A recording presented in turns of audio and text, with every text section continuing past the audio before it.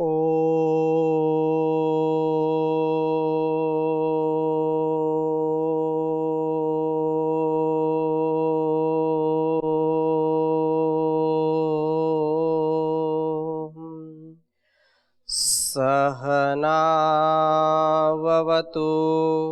सहनौ भुनक्तु सह वीर्यं करवावहै तेजस्विनावधीतमस्तु मा विद्विषावहै। ओम शांति शांति शांति। वैदिक जीवन पद्धति की इस कक्षा में आप सबका हार्दिक स्वागत है, अभिनंदन है। अष्टांग योग के अंतर्गत हम सत्य का स्वाध्याय कर रहे हैं, सत्य को जानने का प्रयास कर रहे हैं। और जब हम सत्य को समझ करके अपने जीवन में उतारते हैं तो वह सत्य हमारे लिए परम औषधि का कार्य करता है, अमरत्व की प्राप्ति कराता है, मोक्ष की प्राप्ति कराता है। यह सत्य हमारे जीवन का आधार बन जाता है, हमारे संपूर्ण जीवन का सार बन जाता है, यदि यह सत्य हमारे जीवन में प्रतिष्ठित हो जाए तब। पिछली कक्षा में हमने कुछ चर्चाएं आपके बीच में की थी, तो आगे इसी क्रम को हम बढ़ाते हैं। हमने कल यह स्वाध्याय किया कि सत्यम मृदु प्रियम वाक्यम धीरो हितकरम वदेत आत्मोत्कर्षम तथा निंदाम परेशान परिवर्जयेत। ये बहुत उत्तम बात है और ऐसा हमारे जीवन में घटित होना चाहिए। जब हम सत्य का आचरण करेंगे तो निसंदेह हमारी वाणी भी मृदु हो जाएगी, मधुरता से युक्त हो जाएगी। और इसका अभ्यास हम निरंतर करें, रोज रोज करने की यह आवश्यकता है, अभ्यास में लाने की आवश्यकता है। जैसे किसी व्यक्ति का अभ्यास झूठ बोलने का है तो एक दिन में वो झूठ बोलना नहीं सीख जाता है, और रोज वह एक दो झूठ बोलेगा, फिर 2 से 3, 3 से 5, 5 से 10, फिर ऐसा उसका स्वभाव हो जाता है कि वह हर चीज में झूठ बोलने का आदी हो जाता है। तो उस अभ्यास को कम करने के लिए हम रोज सत्य सत्य ही बोलने का प्रयास करें, कोई असत्य भाषण ना हो जाए, इसके लिए पूर्ण जागरूकता हमारे अंदर होनी चाहिए। और परमात्मा का चिंतन विशेष होना चाहिए, क्योंकि सज्जनों का स्वभाव यही है कि वह सत्यवाणी बोले और मधुरता से युक्त बोले। जैसे कि सिर पे बर्फ मुंह में शक्कर, दिल में आग पैर में चक्कर। हमेशा आपका सिर ठंडा ठंडा रहे, मस्तिष्क कभी गर्म ना हो, और मुंह में शक्कर मतलब बहुत ही मधुरता युक्त वाणी का व्यवहार करें, और दिल में आग संकल्प की शक्ति हमेशा जलती रहे, पैर में चक्कर हमेशा पुरुषार्थ का स्वभाव हो जाए, पुरुषार्थ व्यक्ति करता रहे। इस दृष्टि से हमको सदा आगे बढ़ने का प्रयत्न करना चाहिए।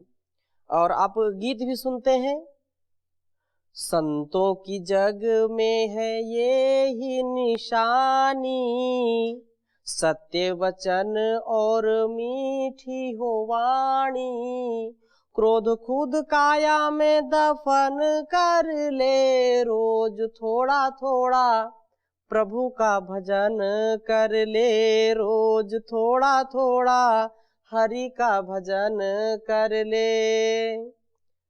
तो ये अपने जीवन में हम जब उतारेंगे तो निसंदेह हमारा कल्याण होगा।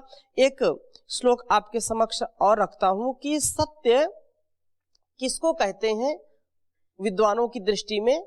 बहुत उत्तम यह श्लोक है, इसको लिखेंगे और स्मरण भी करेंगे।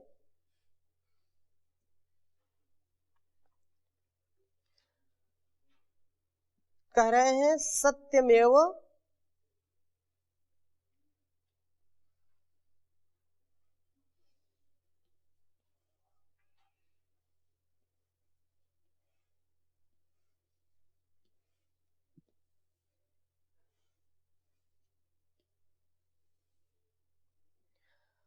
सत्यमेव व्रतम यस्य,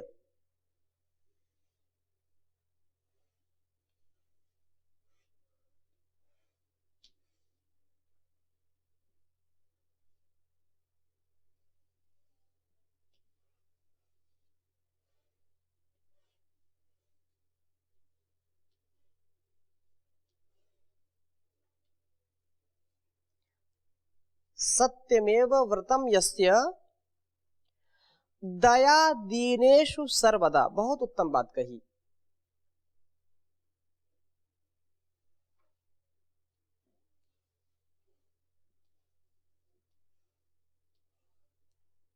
दया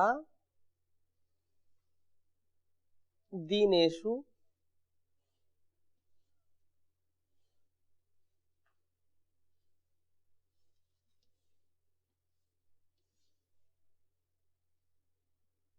सर्वदा।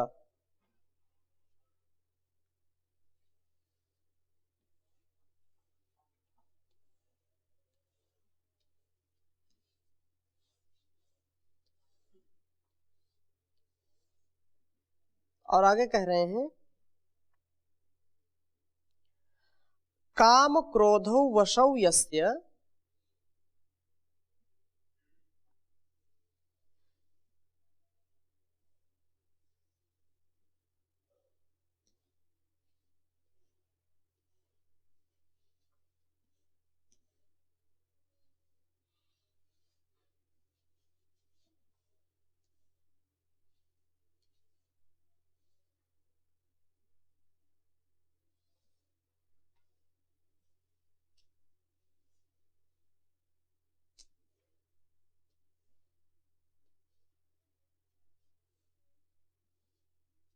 काम क्रोधौ वशौ यस्य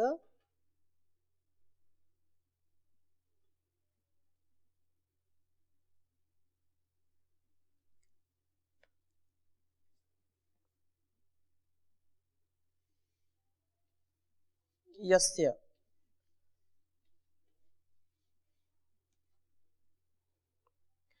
सह साधु कथ्यते बुधैः। साधु कौन है? जो सत्य का ही आचरण करता है, सत्य जिस पर जो है जीवन में परिलक्षित है, जिसके द्वारा। यस्य स साधु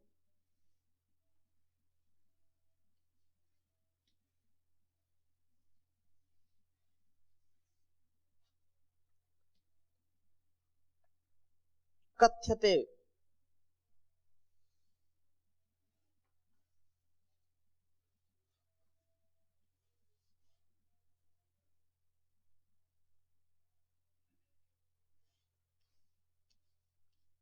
कथ्यते बुधैः।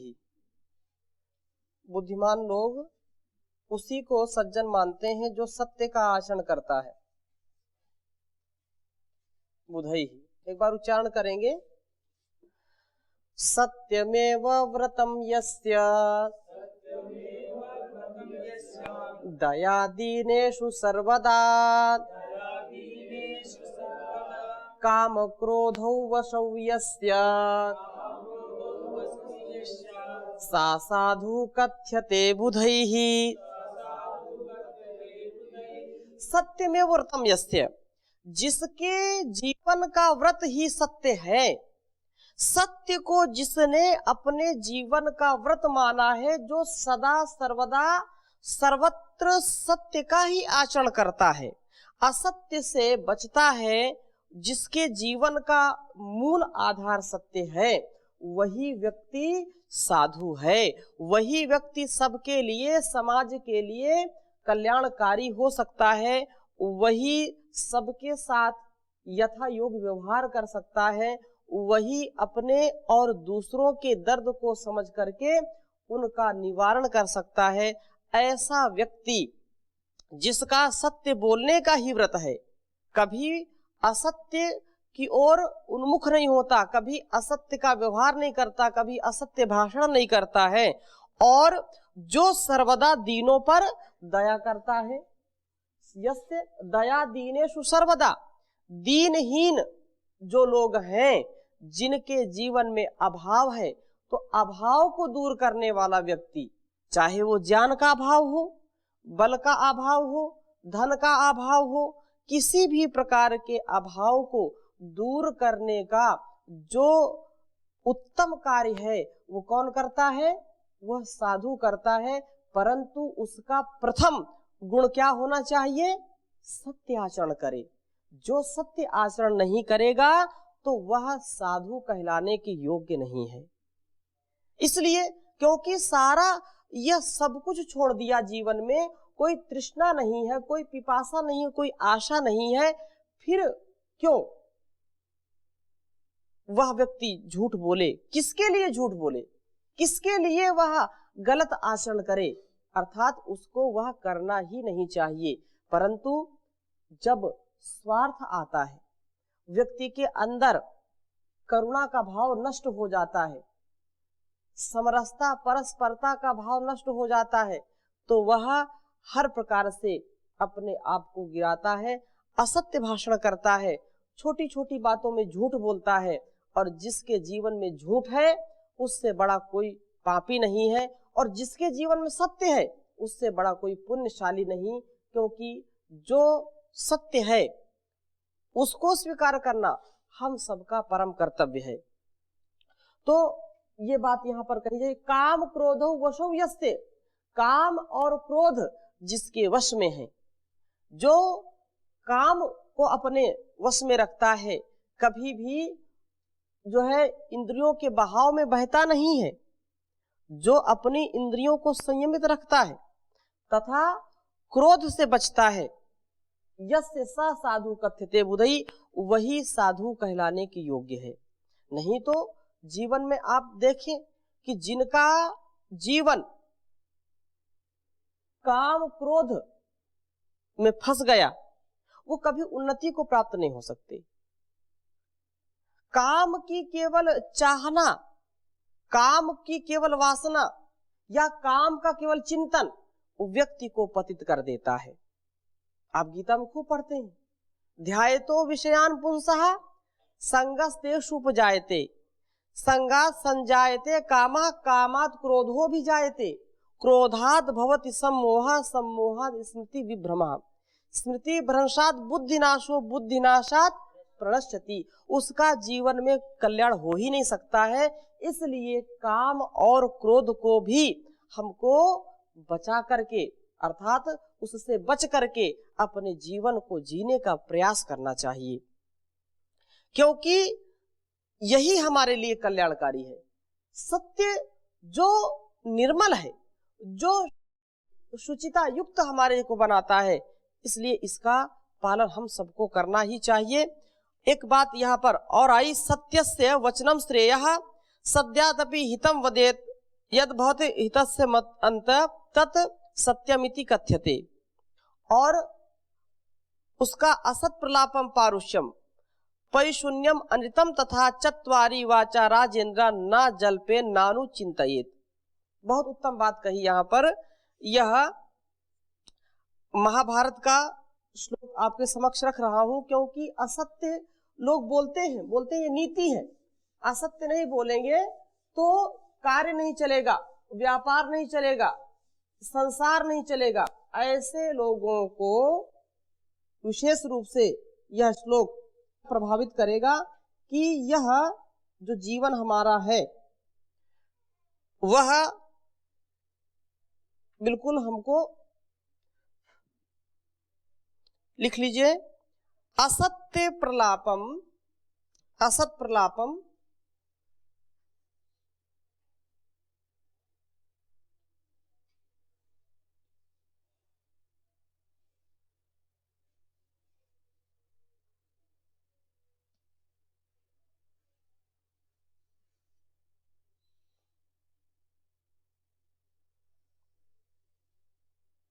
असत प्रलापम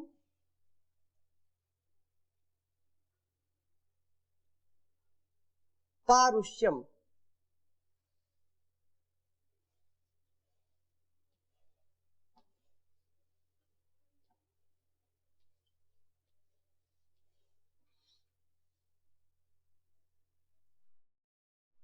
असत प्रलापम पारुष्यम पैशून्यम अनृतम तथा।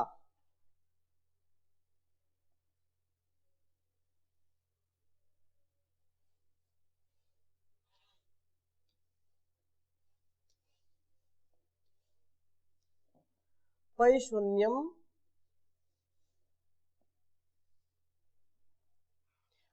अनृतम तथा।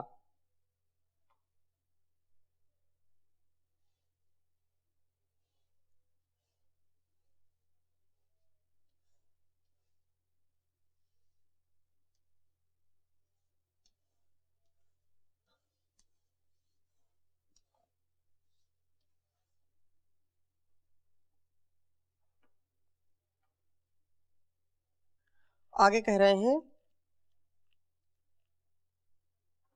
चत्वारी वाचा राजेंद्र। ये चार बातें यहां पर कही हैं। चत्वारी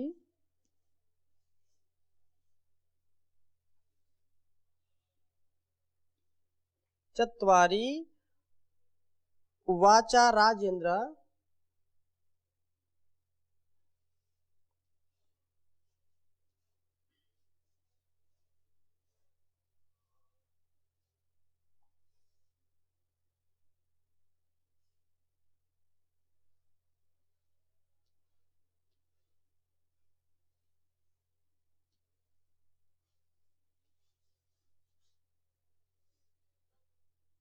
राजेंद्र ना जल्पयेन नानु चिंतयेत।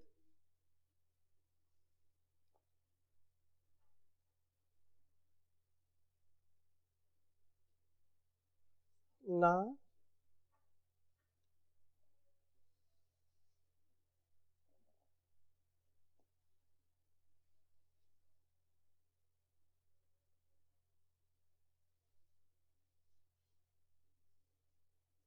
ना जल्पयेन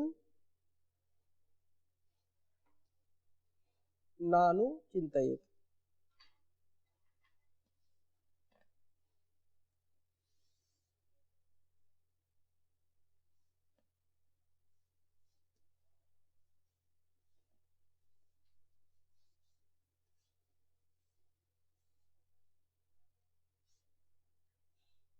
उच्चारण करेंगे असत प्रलापम पारुष्यम पैशून्यम अनृतम तथा चत्वारि वाचा राजेंद्र ना जल्पे नानु चिंतयेत। ये बहुत उत्तम बात यहाँ पर कही है, और यदि हम वाणी के स्तर पर इतना हम समझ जाएं तो कभी भी हमारा अकल्याण नहीं हो सकता, कभी अहित नहीं हो सकता, कभी हम असंयमित नहीं हो सकते हैं, कभी हमारा जो है इस संसार के व्यवहार में पतन नहीं हो सकता है। क्या बात कही जा रही है यहां पर कि असत प्रलापम, गलत बोलना, हम भाव में, आवेग में, आवेश में या बहाव में आलंबन मिलने पर हम पता नहीं क्या क्या बोल जाते हैं। तो कह रहे हैं कि गलत बोलना, असत प्रलाप मतलब झूठ बोलना, असत्य बोलना, और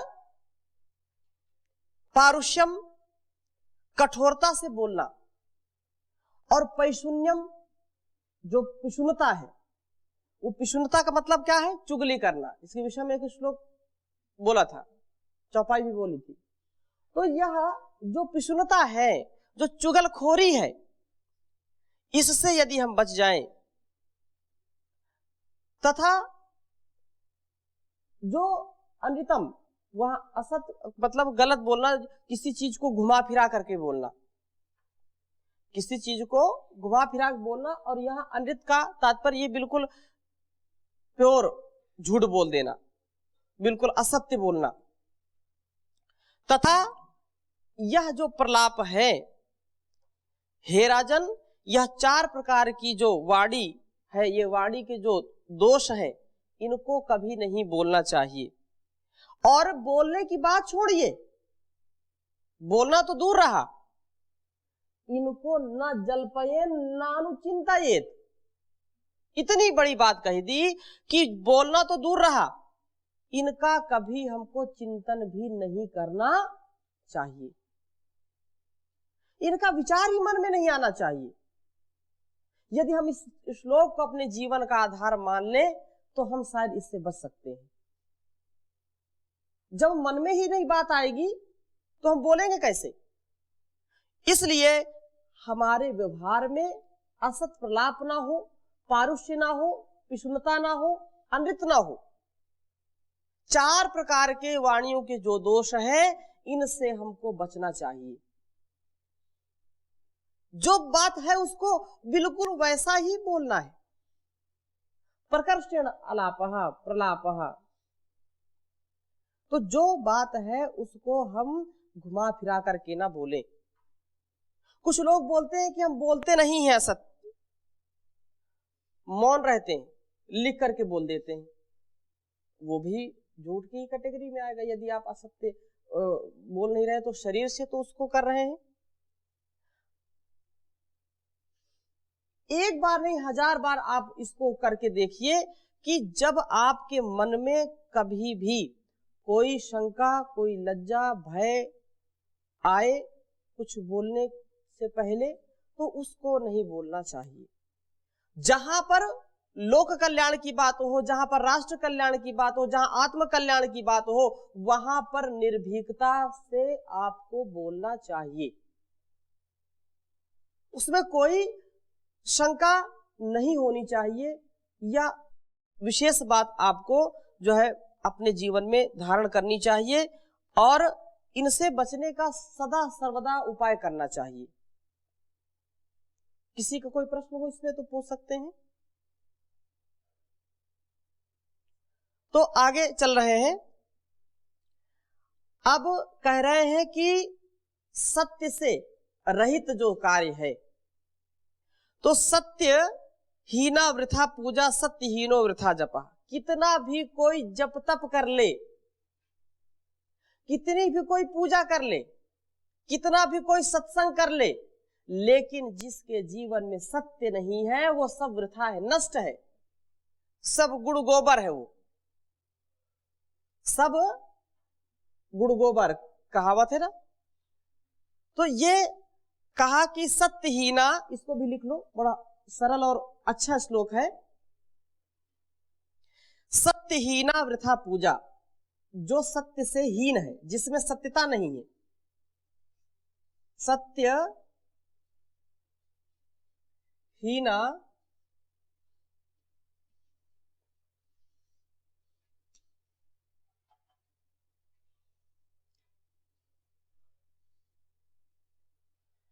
सत्यहीना वृथा पूजा। लोग बोलते हैं मैं बहुत पूजा करता हूं, उस सब पूजा पाठ वृथा है यदि आपके जीवन में सत्य नहीं, यदि आप सत्य नहीं बोलते हैं, सत्य आचरण नहीं करते, सत्य व्यवहार नहीं करते हैं, तो ये सब वृथा है, कितना भी जाप कर लें। सत्यहीना वृथा पूजा,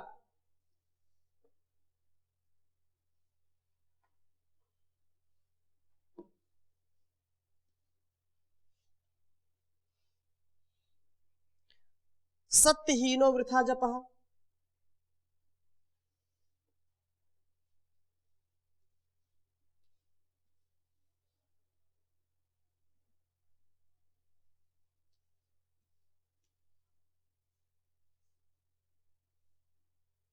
सत्यहीनो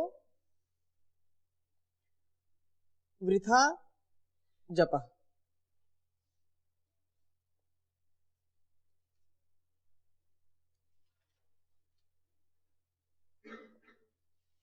वृथा वृथा जपः,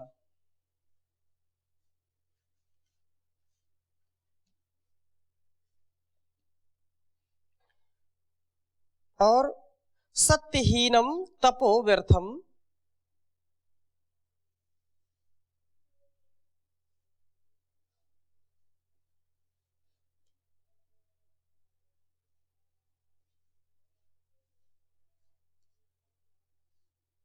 सत्यहीनम तपो व्यर्थम,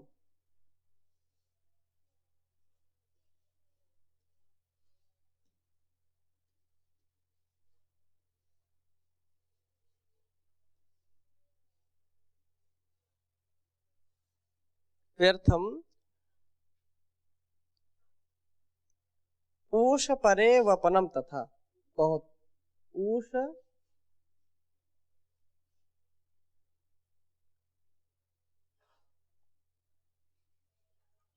व्यर्थम ऊषरे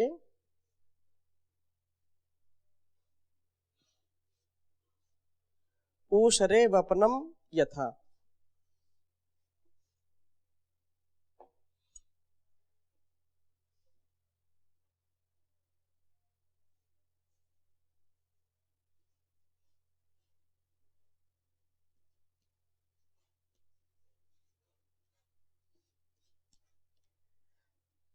उच्चारण करेंगे।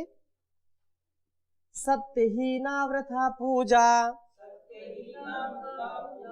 सत्यहीनो वृथा जपः, सत्यहीनं तपो व्यर्थम, ऊषरे वपनम यथा। ऊषरे वपनम, वपनम बहुत अच्छी बात कही है, बड़ी व्यवहारिक बात कही है कि सत्यहीनम, सत्य से रहित की हुई पूजा वृथा होती है, निरर्थक होती है, उसका कोई अर्थ नहीं, कोई फल मिलने वाला उससे नहीं है। और सत्य से रहित जप भी व्यर्थ है। जिस जप में सत्यता नहीं है वह जप भी क्या है, व्यर्थ है। और यह तीनों यदि सत्यहीन हो तो ऐसे व्यर्थ हो जैसे ऊसर भूमि में बीज बोना। कोई किसान ऊसर भूमि में कितना ही अच्छा बीज बोए, कितना उन्नत किस्म का बीज बोए, तो क्या बीज जो है अंकुरित होगा? नहीं अंकुरित होगा। ऐसे ही कितनी ही पूजा पाठ करें आप, कितना भी जप तप करें, लेकिन आपके अंदर सत्य नहीं है, आप सत्य वचन नहीं बोलते हैं, आप सत्य भाषण, सत्य व्यवहार नहीं करते हैं, सदाचरण नहीं करते हैं, तो वह बिल्कुल व्यर्थ है। जैसे कि कोई किसान ऊसर भूमि में कितने उन्नत बीज बोए, उससे कोई फसल होने वाली नहीं है, तो आपके पुण्य की फसल होने वाली नहीं है। हम इस सत्य को और आगे समझने का प्रयास करेंगे, जीवन में उतारने का प्रयास करेंगे। आज की कक्षा में यहीं तक, शेष चर्चा अगली कक्षा में करेंगे। ओम शांति शांति शांति।